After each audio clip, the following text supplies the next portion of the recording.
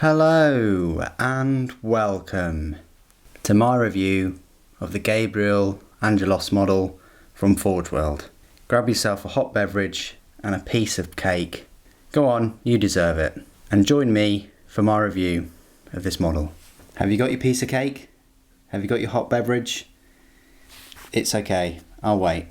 This miniature will set you back £45, which is a lot of money for a single miniature, a monopose miniature, but it's a full resin miniature in high detail, but it's the same price as Forge World's other miniatures of a similar vein, such as Nathaniel Garrow, which I have here, with the sort of removable scenic base. He will set you about £45, and actually Angelos is bigger model overall. He's in Terminator armour. His base is quite a bit bigger too. So there you go. I just thought I'd make that point first of all regarding the price. Because he comes in about 7 pieces, he was very easy and straightforward to build. Very quick to build too. One thing I will say is what I've done is I've actually magnetised part of the base. You don't have to do this. The instruction booklet or slip of paper is absolutely useless. It just numbers the parts. It doesn't give you any instruction, and it doesn't give you the rules or anything like that, which is a bit terrible. The only way of knowing how this model goes together is both looking at it from a front-on perspective or by going on the website and looking at the 3D model and things. So what I've done is I've magnetised the base, this piece. I mean, you can leave it as it is, but whenever you're moving the model and things, it might come off, you might lose it. It's just straightforward to magnetise it. So I've used little sort of 1.5mm magnets. They're quite strong, I suppose, and that will just magnetise on there, and then you're not worried and things that that's gonna fall off or anything like that. So yeah, model itself, very straightforward, simple to build. It looks like he's in like a modified version of Tartarus Terminator armour, because he's got these sort of cataphracty type looking shoulder pauldrons. His face is a bit odd, but I think that's more to do with the way Forge World have painted his face. It looks very sort of light and pale compared to the dark and light patches of the red armour. I'm sure if you do it in your normal sort of flesh colour scheme, it will look fine. He goes on this 40mm base, I think it is, like a Terminator base, quite well. The scenery on the bottom doesn't detract too much, and I think it fits him quite well.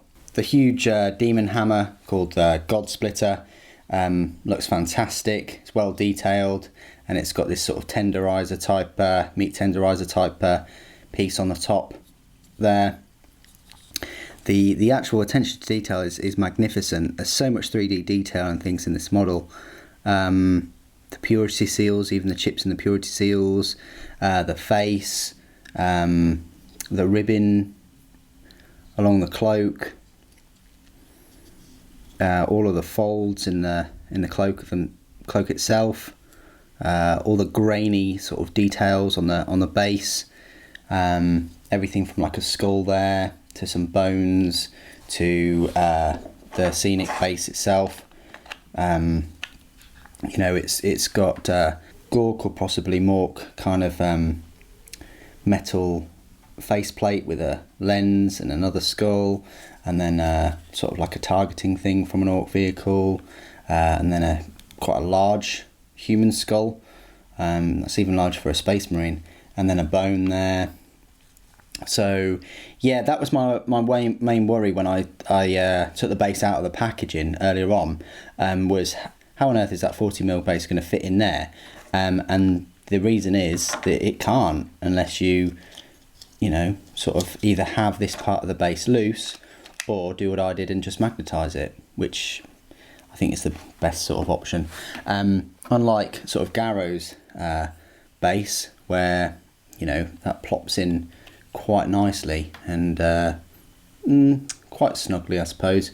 But notice the size of the bottom bases as well. Look how much bigger. Look how much bigger Angelos's base is for the scenic base. I mean, this base, without it being this size, yeah, one could say it looks overcrowded because you don't even get the slight circle at all. Whereas this, you do.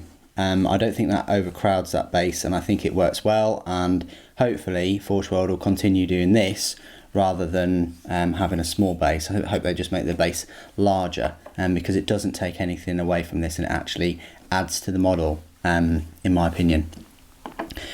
Okay, so how does he compare to a similar sort of model? So I've got a Forge World exclusive Terminator in Cataphractii armour with a Thunder Hammer and a Volkite gun, I think.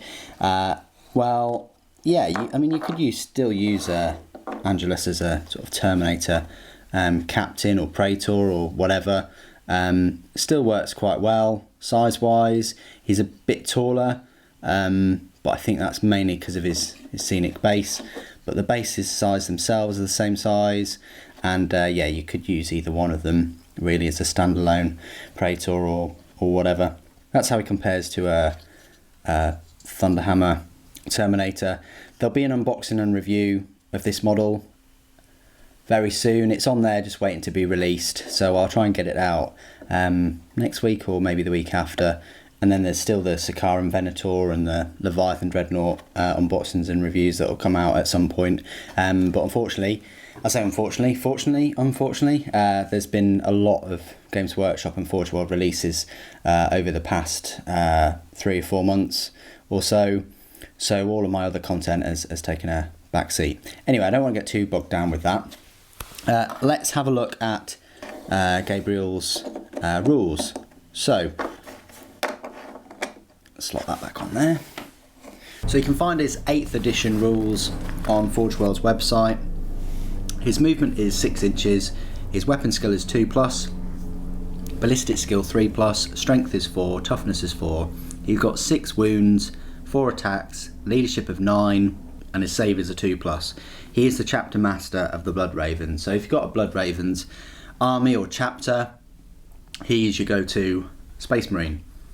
He's a single model equipped with God Splitter, frag grenades, crack grenades, and only one of this model may be used in your army. So the weapon, called the God Splitter, has got 2 types of profiles. It's got the standard and the arching swing. So the standard attack is strength times 2, so that's be strength 8, AP minus 3, damage 3. When attacking with this weapon, you must subtract 1 from the hit roll. If a 6 is rolled when rolling to wound, it causes an additional mortal wound in addition to its normal damage. That's pretty good. So mortal wounds on 6s, 4 attacks obviously, and however you subtract 1 for the hit roll. So that's going to be a 3+. Still pretty decent though. Arcing swing. That strength is +2, so it's strength 6. AP is -1. Damage is 1. When attacking with this weapon, make 1 hit roll for every enemy model within 1 inch of the bearer instead of the number of hit rolls equal to the bearer's attacks characteristics. I don't know if I like that as much. 1 hit roll for every model within 1 inch. I'm not a huge fan because the AP is only -1 as well. I'd much rather go with the standard attacks. But if you want to hit on 2+, then go for the arcing swing. Now the abilities. He's got an invulnerable save in the form of an Iron Halo, so he's got 4+ invulnerable and 2+ standard. He's a chapter master, so you can re-roll failed hit rolls for friendly Blood Ravens within 6 inches of him. Failed to hit rolls, that's pretty decent. Retribution. If an enemy model inflicts an attack that removes the last wound from him, causing him to be removed as a casualty during the fight phase, that enemy model immediately suffers D3 mortal wounds. Wow. Not attacks or attacks that can be saved or anything like that, but D3 mortal wounds. Wow. Teleport strike. During deployment, he can set him up in a teleportarium chamber instead of placing him on the battlefield. At the end of the movement phase, he can teleport into battle. Set him up anywhere on the battlefield that is more than 9 inches away from enemy models. So there you go. He's a Bloodraven character, infantry, Terminator, chapter master, and so on. Points wise, he'll set you back 185 points.